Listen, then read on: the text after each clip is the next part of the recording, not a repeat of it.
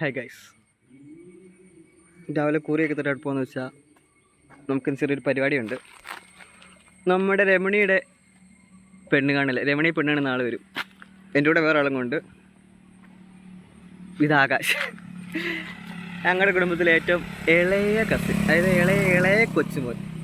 നിങ്ങൾക്ക് ഇങ്ങനത്തെ കൊച്ചുമക്കളുണ്ടോ? അത് നിങ്ങളുടെ കുടുംബത്തിൽ ചുമ്മാ വീട്ടിൽ വരും, 1-2 ദിവസത്തിന് വരുന്നതായിരിക്കും, പിന്നെ തിരിച്ച് അവർ സ്വന്തം വീട്ടിൽ പോകത്തില്ല. അങ്ങനെയുള്ള ഒരുത്തനാണ് ദൈവം. ഇവൻ്റെ അമ്മയുടെ അവിടെ വരുന്നുണ്ടെന്ന് വെച്ചാൽ ഇല്ല, വരുന്നില്ല. രാവിലെ നല്ല വെയിലുണ്ട്. ടിമയുടെ അവിടെ എന്താണ് വരാത്ത? വീട്ടിൽ പോവാം. അവനവന് സ്വന്തം വീട്ടിൽ പോവാം. അപ്പോൾ ഞാൻ ഒറ്റയ്ക്ക്. അപ്പോൾ നമുക്കിനി രമയുടെ അവിടെ ചെന്നിട്ട് കാണാം. അല്ല, ആദ്യം നമുക്ക് ചിട്ടിപ്പൈസ എടുക്കാൻ പോകണം. അമ്മ ചിട്ടിപ്പൈസ തന്നിട്ടുണ്ട്, അതുകൊണ്ട് രാവിലെ കൊണ്ടു കൊടുത്തിട്ട് വേണം രമയുടെ ഒപ്പം. കേട്ടോ ഗൈസ്, മാമച്ചൻ വന്നു ഗൈസ്, കണ്ടോ?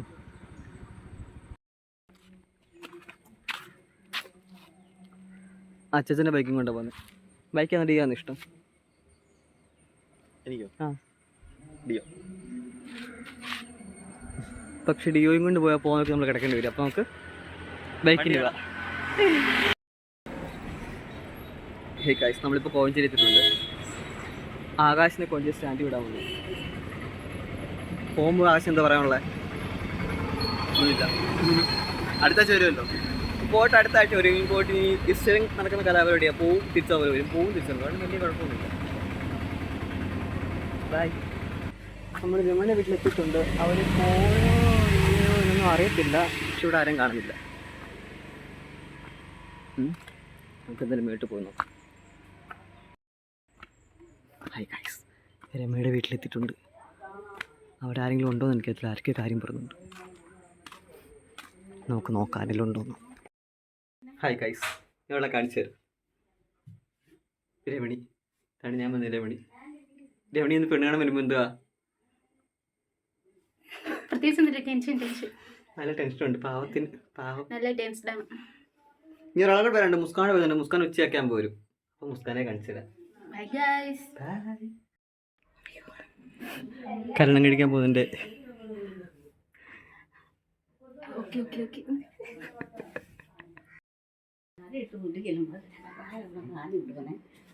പിന്നെ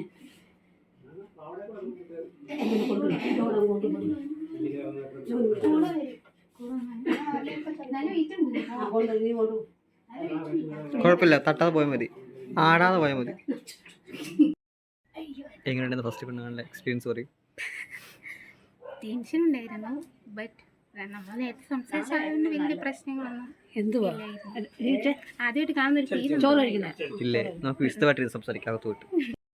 ഹലോ ഗൈസ്. Hi guys. ഞങ്ങളൊരു കാര്യം കാണിച്ചാൽ ചിപ്സ്. രമയുടെ കല്യാണത്തിൻ്റെ കല്യാണമല്ല കേട്ടോ, പെണ്ണാൾ. ഫസ്റ്റ് പെണ്ണുങ്ങളെ കഴിഞ്ഞിരിക്കുന്നു. എക്സ്പീരിയൻസ് അങ്ങനെ ഉണ്ട്. എക്സ്പീരിയൻസ് ആണെന്ന് വെച്ചാൽ നല്ല ടെൻഷൻ ഉണ്ടായിരുന്നു. നല്ല ടെൻഷൻ. എന്തൊക്കെയോ ഇങ്ങനെയൊക്കെ അറിയാവുന്ന പോലത്തെ ഫീലായിരുന്നു. പിന്നെ എന്താ നാണം ഉണ്ടായിരുന്നു കണ്ടപ്പോൾ, കാണാൻ വന്നപ്പോൾ. ചെറുതായിട്ട് ഫസ്റ്റ് അല്ലേ കാണാൻ. നേരത്തെ വീഡിയോ കോൾ ചെയ്യണം ആ ഒരു ഇതല്ലേ ഉള്ളായിരുന്നു. അപ്പം നേരത്തെ കണ്ടപ്പം ഇതോ അങ്ങനെ ഉണ്ടായിരുന്നു. എക്സ്പെക്ടേഷൻ വെർസസ് റിയാലിറ്റി അങ്ങനെയൊന്നുമില്ല. ഉള്ളു നമുക്കറിയായിരുന്നു.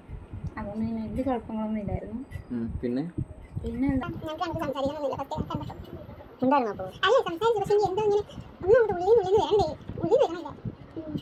ആരാണത് ഉള്ളിൽ വെച്ച് കാര്യം പറഞ്ഞേ? ചേട്ടനോ? ചേട്ടൻ്റെ പേര് ഞങ്ങൾ പിന്നെ പറയാം. കല്യാണ പേരുണ്ട്. അതെ അതെ. പിന്നെ ഞങ്ങൾ ഫോട്ടോ എടുത്തു. ഫോട്ടോ എടുത്തു. അതെ അതെ, ഞങ്ങൾ ഫോട്ടോ എടുത്തു. സെൽഫി എടുത്തോ? എന്നിട്ട് 2-3 സെൽഫി എടുത്തു. ശരിയല്ല. കേരള സംസ്കാരത്തിന് ഇതൊക്കെ ശരിയാണോ ഗൈസ്? നിങ്ങൾ പറയും. നീ എല്ലാം എന്റെ മണ്ടക്കയറാൻ പറ്റില്ലേ ഇത് പറഞ്ഞുകൊണ്ട്. പിന്നെന്താ, അങ്ങനെയും കഴിഞ്ഞു. സന്തോഷം. ഒരു കാര്യം കാണിച്ചു തരാം. ഹൽവയാണ് ഗൈസ്. ഇത് കോഴിക്കോട് നിങ്ങൾ അച്ഛൻ കൊണ്ടുവന്നേ. അപ്പൊ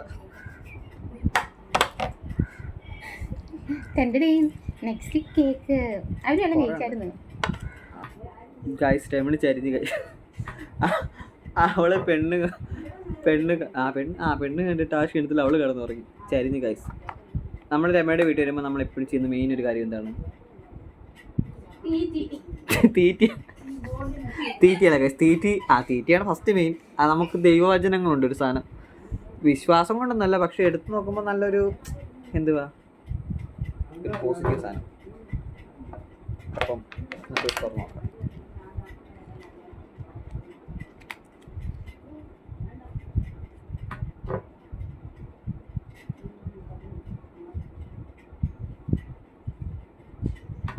കിട്ടി ഗൈസ്. കാണാൻ പറ്റുന്നുണ്ടോ എന്ന് ചോദിച്ചാൽ എങ്ങനെ കാണിക്കേണ്ടതെന്ന് വെച്ചാൽ ഞാൻ വായിക്കാം. സഹോദരരെ, ലോകം നിങ്ങളെ ദുഷിക്കുന്നുണ്ടെങ്കിൽ നിങ്ങൾ വിസ്മയിക്കേണ്ട. രമണി, അതിൻ്റെ അർത്ഥം എന്തുവാ അടി?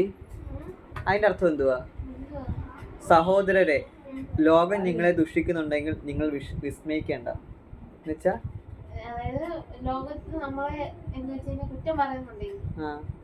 അതിൽ അത്ഭുതപ്പെടാനില്ല, നമ്മൾ മൈൻഡ് ചെയ്ത് പോകണമെന്നോ? യെസ് ഗൈസ്, എന്നെ ആര് കുറ്റം പറഞ്ഞാലും എനിക്കൊരു കുഴപ്പമില്ല. അങ്ങനെ ആയിരിക്കും അർത്ഥം. അതെല്ലാം രസമുണ്ട് കേൾക്കാൻ. ലോകം നിങ്ങളെ ദുഷിക്കുന്നുണ്ടെങ്കിൽ നിങ്ങൾ വിസ്മയിക്കേണ്ട. ഇത് നിങ്ങൾക്ക് മനസ്സിലായ അർത്ഥം നിങ്ങളൊന്ന് പറഞ്ഞു തരുമോ ഗൈസ്? ഞാൻ ഈ സാധനം ഇവിടെ ഒരു ഫോട്ടോ ആയിട്ട് ആടിക്കാം. രമണി കളിയാക്കിയത് ഗൈസ് പുതിയ യൂട്യൂബ് ചാനലിൽ. ഞാൻ ഇത് ഫോട്ടോ ആയിട്ട് ഇടാം. രസമുണ്ട്. ഞാൻ ഇടയ്ക്കിടയ്ക്ക് വരുമ്പം ചില സമയത്ത് കിട്ടും, ചില സമയത്ത് എനിക്ക് നമ്മൾ വിചാരിച്ച അപ്പം മനസ്സിലിരിക്കുന്ന കറക്റ്റ് സാധനം അതുപോലെ തന്നെ കിട്ടും. അത് എപ്പോഴും വരുമ്പോൾ മെയിൻ സാധനം മറ്റേ അധമ വികാരങ്ങൾക്ക് അടിമയായിരുന്നു, അടിമപ്പെടരുത്. ആ സത്യം രമണി ഉദ്ദേശിച്ച എന്നെ ഉദ്ദേശിച്ചു രമണി മനസ്സിലായിരുന്നു. ഞാൻ ഇവിടെ കിടപ്പുണ്ട്, സൈഡിൽ കട്ടിൽ കിടപ്പുണ്ട്, ശരി വെട്ടിയിട്ട വാഴത്തണ്ടല്ലേ രമണി തിമിംഗലം കണക്കി കിടന്നു.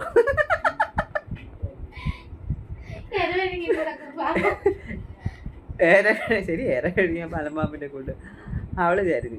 അവള് മറ്റേ കുറച്ച് പലഹാരം എടുത്ത് കഴിച്ച് എന്നിട്ട് അവള് കിടന്നു പോയി. ഹായ് ഗായ്സ്, രമയുടെ അവിടെ നിന്ന് നമ്മളിപ്പോൾ പെട്ടെന്ന് വീട്ടിലെത്തിയിരിക്കുന്നു. കാരണം ഇത് മഴ. മുസ്കാൻ വന്ന് ഞാൻ അവളെയും കൂട്ടി പെട്ടെന്ന് വീട്ടിലോട്ട് ഇങ്ങനെ വന്നു. ഫുള്ള് നനഞ്ഞ് മഴ നനഞ്ഞ് കുളിച്ചിട്ടാണ് വന്നേ. ഇവിടെ വന്നപ്പോഴും ഓർത്ത് വീഡിയോ എഡിറ്റ് ചെയ്തില്ല.